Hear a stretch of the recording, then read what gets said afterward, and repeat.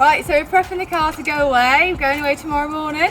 And we've got a little change. We're going with an airbed this time.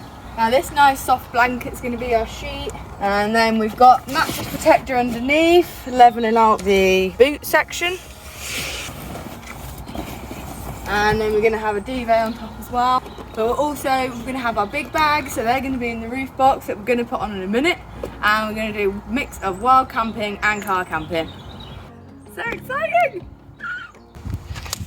Eva, are you enjoying the vehicle? The bed. Are you enjoying the new bed? Oh, I think she is. She hasn't left for a good 20 minutes. Okay, so I'm sticking these little Velcro squares on and just attaching some pillowcase window covers. So we're going to be doing wild camping and car camping, but a little bit of privacy when we are car camping. Kick. Roll up, roll up. Oh, it's so comfy. It looks a little bit down, but when we've got both of us on it, it's just the right thickness.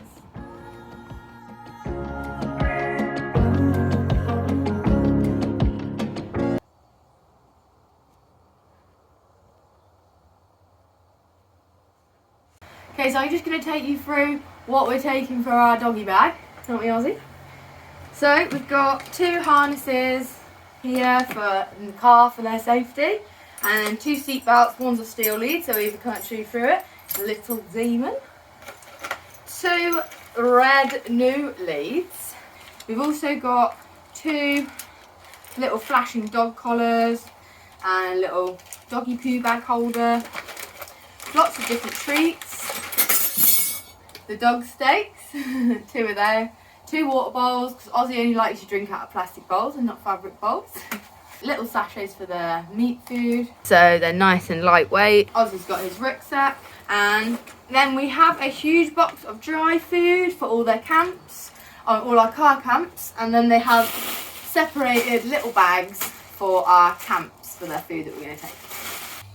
And here we've got the bathroom bag. We've got a couple of wipes and then antibacterial wipes. We've got some tampons, some plasters. This is our bug bag, which has got a little anti-midge citronella candle, a couple of little citronella candles, some toilet roll, and our toothbrush stuff in there.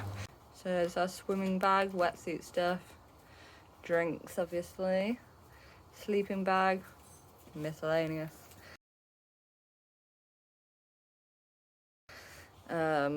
Bathroom stuff and dog stuff.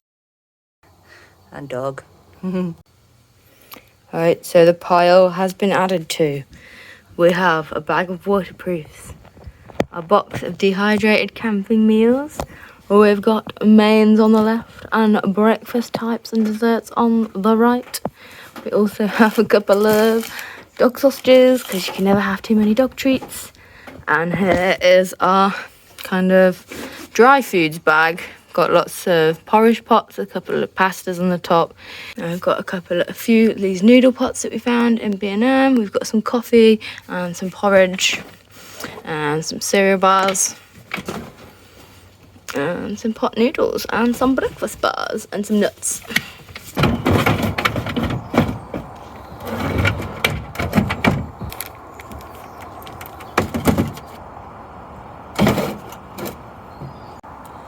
So it's nearly all in. Can't believe it. When it was sat in there in the living room, I was thinking it's never going to go in.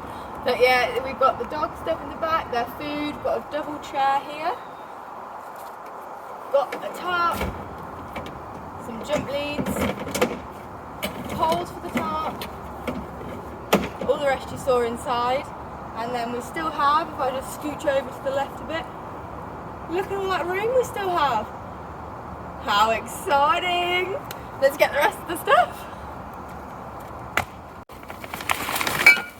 And the final bag, the heaviest bag, the bag with no handles. And it looks like it's gonna fit fairly nicely in that little gap. Lovely jubbly. Go on, Disney girls, get in there. Right, so that is everything in so far. Still got a tiny bit of room, and then we've got the bags packed in the back there with one of the support boxes, and then just a couple of pairs of shoes to go.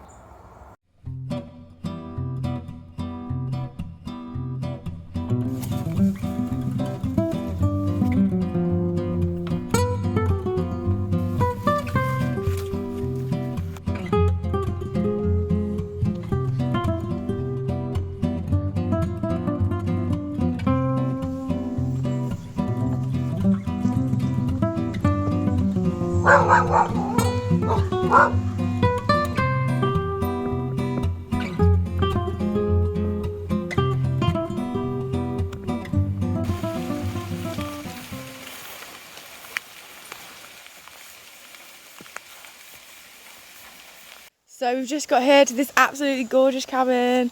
Look at how well made it is. The craftsmanship is absolutely divine. And it's used driftwood for the porch area. It's right by the river. So nice. Got a gas powered shower as well. And some hot water. So slight glamping for us. No signal, no Wi-Fi of course.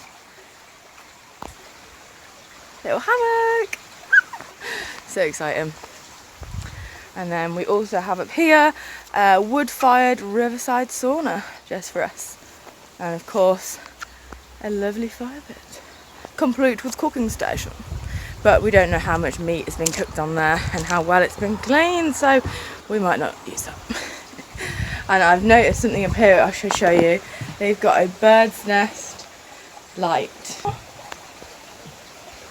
Big thanks to my sister for getting us this for our Christmas present last year. Couldn't have picked a better place, so you go girl.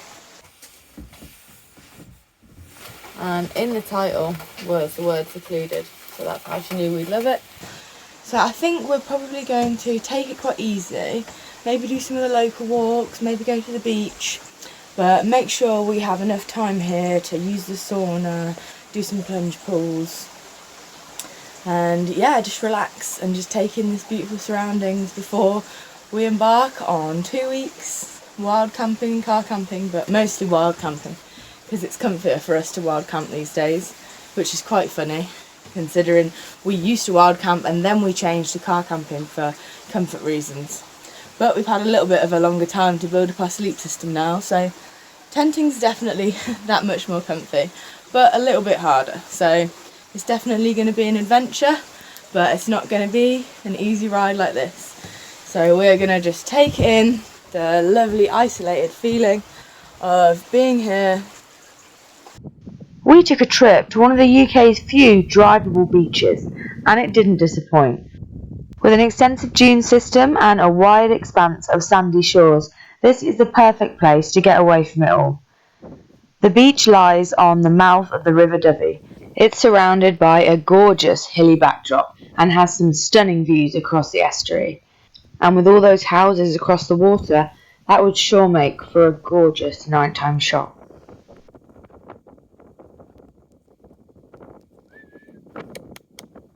So we've gone on a little adventure from our cabin and parked at Yin's Last Nature Reserve and car park on beach.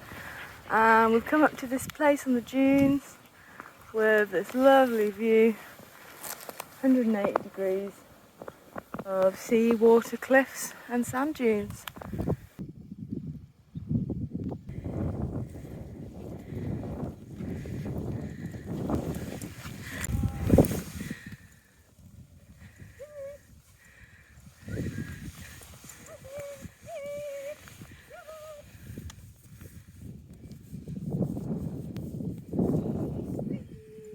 Wow, look at that!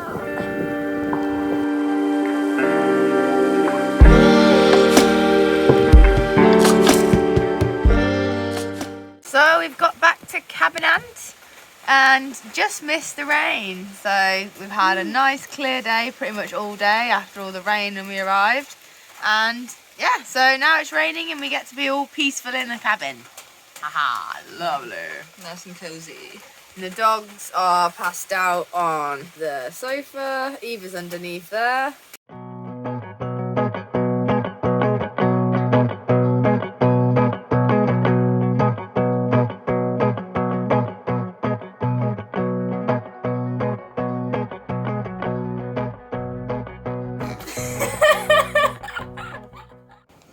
You're gonna eat the rest of your food.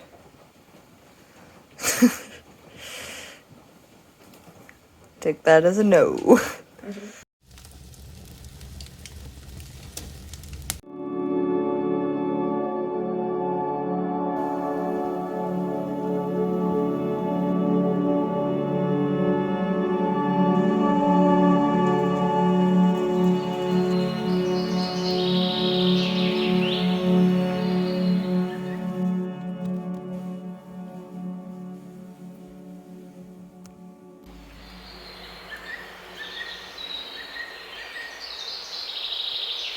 The wasps and hornets have been trying to steal the fun all weekend long. Not that we've been here at the weekend. But today they will not succeed. They will not succeed, you hear me? I will stand my ground with my sugary ketchup and my sugary juice and my sugary syrup that I also had earlier. And they will not come for me. No. Power to the people. So I've been on a little bit of a stuff run from the car. So I'm just going to pull up the fridge.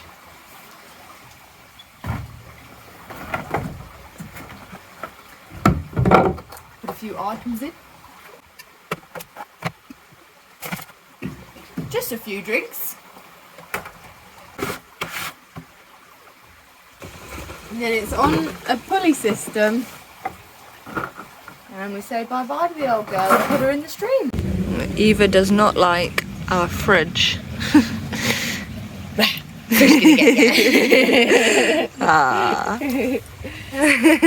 She's very concerned about it down there. Come on, come.